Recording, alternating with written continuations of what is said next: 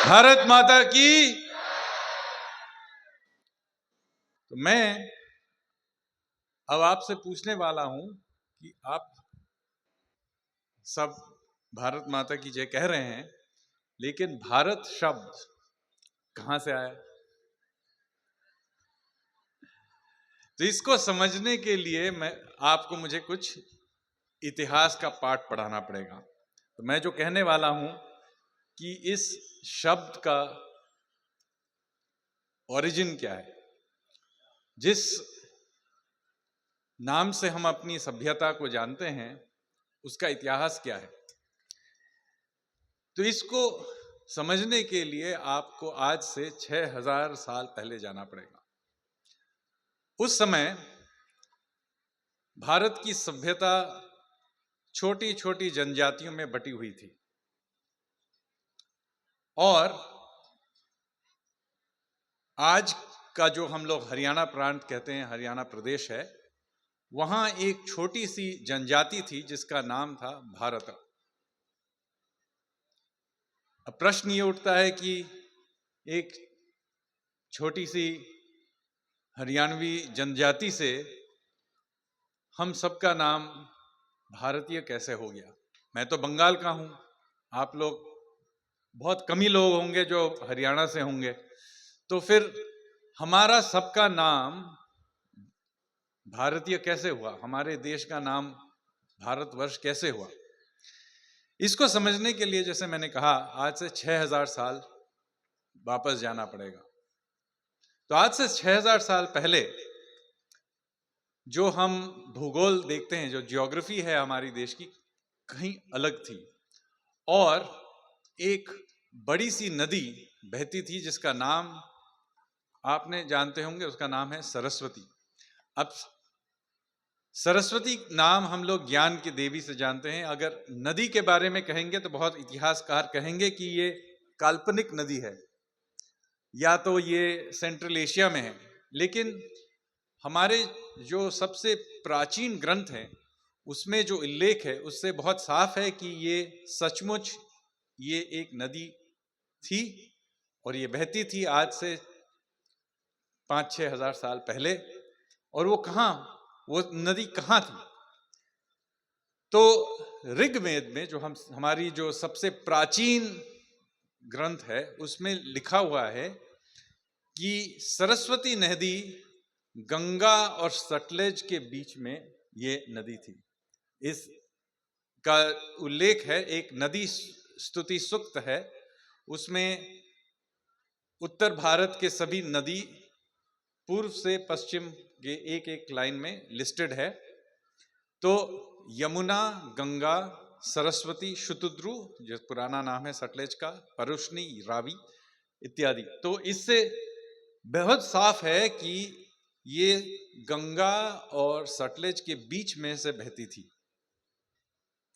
और ये भी साफ है कि ये भी ऋग्वेद में साफ लिखा है, ये हिमालय से समुद्र तक बहती थी। अब समस्या ये है कि आज ऐसी कोई भी नदी नहीं है, तो फिर ये नदी कहाँ है? तो आप कोई अगर गूगल मैप में सैटेलाइट इमेज मोड में रखेंगे तो आपको अचानक से ये सरस्वती नदी फिर से दिखेगी। आज उसका नाम हम लोग घग्गर के नाम से जानते हैं और ये नदी सूख गई है, लेकिन इसका जो पैलियो चैनल है वो आपको साफ दिखेगा। वो चंडीगढ़ से के पास से शिवालिक से मतलब पहाड़ियों से निकल के आज के हरियाणा से बहती हुई राजस्थान से होते हुए अभी पाकिस्तान में, और फिर वापस आके कच्छ में जो रण है, रण ऑफ कच्छ, आप मैप में देखते हैं, वहां जाके समुद्र में जाके मिलती थी। और उस समय आज से 6000 साल पहले अगर आप रण ऑफ कच्छ में जाते, आप तो ये सॉल्ट फ्लैट्स देखते हैं सफेद, लेकिन वो एकदम सुंदरबन जैसी दिखती और वहां बहुत सारे बाग मिलते। तो उसका जो भूगोल है वो आज से कहीं अलग था। और फिर उस नदी के तट पे एक छोटी सी जनजाति बसी हुई थी जिसका नाम था भारत। आज के हरियाणा प्रदेश के आप जो जानते हैं उसी में वो बसी हुई थी। तो फिर इस छोटे से जनजाति से ये पूरे देश का नाम कैसे बना? इसको समझने के लिए आपको एक युद्ध के बारे में बताना पड़ेगा। तो आज से तकरीबन 5000 साल पहले एक बहुत महायुद्ध हुआ। तो उस समय भारत जनजाति का जो राजा था उसका नाम था सुदास और उनके गुरु थे वशिष्ठ ऋषि। अब क्या हुआ कि किसी कारण से, हम नहीं जानते किस कारण से, उनके ऊपर 10 राज्यों का एक गुट बना, महागठबंधन, और उन पे आक्रमण उन्होंने किया। ये 10 राजाओं का जो महागठबंधन था वो उन पे आक्रमण पे निकल पड़ी। वो आज के पंजाब के इलाके में बहुत एक बड़ा युद्ध हुआ रावी नदी के तट पे, और अकेले राजा सुदास ने इन 10 राजाओं को परास्त कर दिया।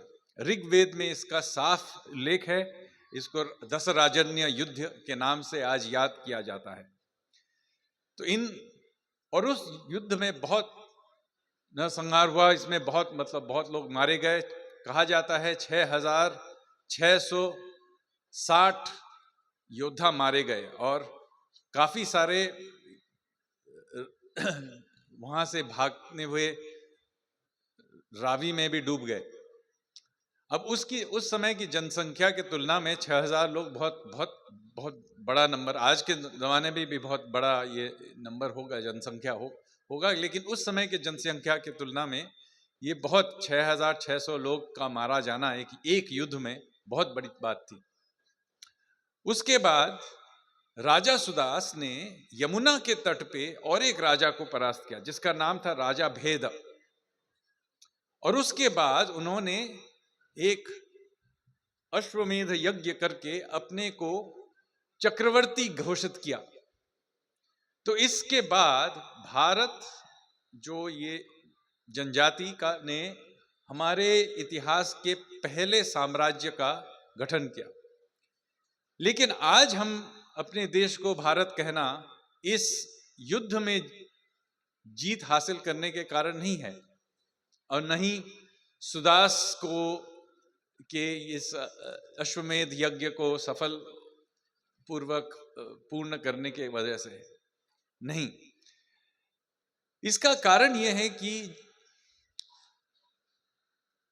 अपने को चक्रवर्ती घोषित करने के बाद सुदास और वशिष्ठ ऋषि ने एक कार्य किया जो बहुत ही उस समय के, आज भी कहेंगे कि, लेकिन उस समय के तुलना में, उस समय के रीति रिवाज की तुलना में एक बहुत ही विचित्र कार्य था।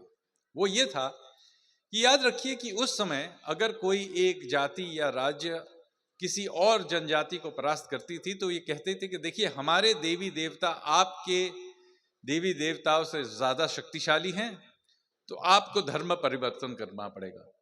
ये सोच आज भी है लोगों में। लेकिन राजा सुदास ने यह नहीं किया।